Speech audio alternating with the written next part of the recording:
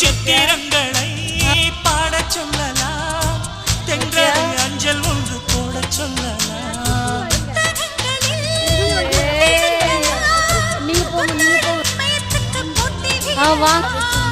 பூமிக்கு பொட்டு வைத்து பார்க்கலாம் பார்க்கலாம், பூவுக்கு மாலை போட்டு போடலாமா.